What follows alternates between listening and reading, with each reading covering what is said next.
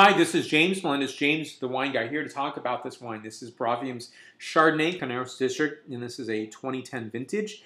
And it's coming from the Thomson Vineyard, 14.3% alcohol content. Love the back label here, which is this extremely gorgeous scene from Carneros, and Carneros is gorgeous year-round. For me, my time of year in general is winter. I love winter, and this area is sublime in wintertime.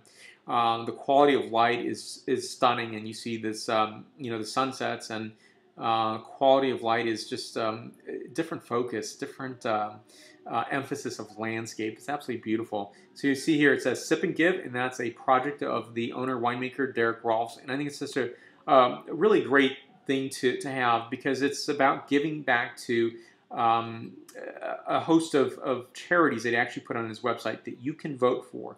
And so at year's end, he will donate a certain sum to one of those charities. And I think it's a really great way of, when you think about wine, it's about goodness. It's about good feelings and sharing with family and friends.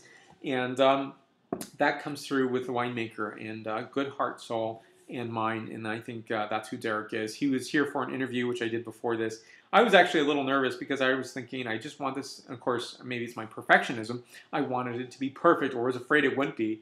And so I think those are the moments where, you challenge yourself and you come away with thinking that was a really, it was a fun interview. It was natural. It came across, at least for me, that great exchange of information. And, I thought to myself, this is what it's all about. So for me, it's my testing point of not just test out, but to hopefully highlight more winemakers in the future, and for those people who want to be interviewed. But for me, it was a really nice, great fit, and for me, it's just such a wonderful way to talk about his wines, the many wines he does, and why he does what he does. So he's a superb person, and the interview was fun, as well as talking with him about his wine making experience and everything else in between. It was really great.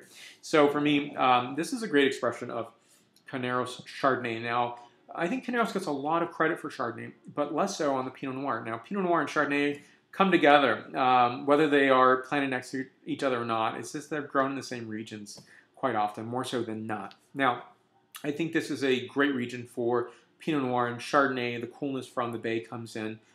So even in the daytime, when it might be summer, midsummer, you're going to feel a little bit of that coolness coming in, which is great. But that at nighttime, it gets even cooler, which is a really wonderful thing. So Thomson Vineyard has 4 clones, but there are 3 in here. So 76, 96, and 97. It's important to talk about clones, and I think you're going to hear more of that. Now, this is on Derek's website, Bravium Wines website, and you're going to see that he's talking about that. And for me, I think it's a really important quality, because really, all these clones that we talk about are contributions to what the wine becomes, and its capacity and fulfillment of what it develops into later. Now, for me, this wine, tasting this with him is a really fun experience. And what I noticed about this wine is just its really great quality of minerality. Stones in a stream is what I get from this, that flintiness. I use those expressions because I can't really describe this other quality about them, about this wine. And I think that's where we end up using those terms, because I think they are significant, and I think they really do describe what is going on with this wine. So here we go. Take a taste and give you some direct feedback on this wine.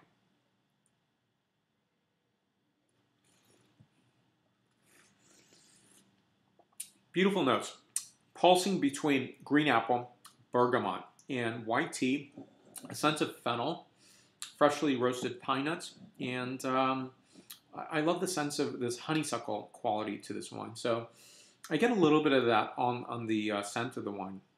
And definitely serve this in a bigger formatted glass, because I think you can swirl it around and get some oxygen to it, and your nose will thank you for it, because you're going to really taste this wine. And as my friend Michael, who gives me a hard time, he says, that swirling action doesn't mean anything. And I think it does. For me, it really goes a long way. And I don't mind being teased that, or that I do that all the time. But I think it's what people do, and I recommend it because it does go a long way. This wine is a 9.2 out of a 10.0 scale. For more wine reviews, please go to jamesthewineguy.com. Please subscribe to my videos on YouTube, Facebook, Twitter, Vimeo, Google+, Pinterest. Salut.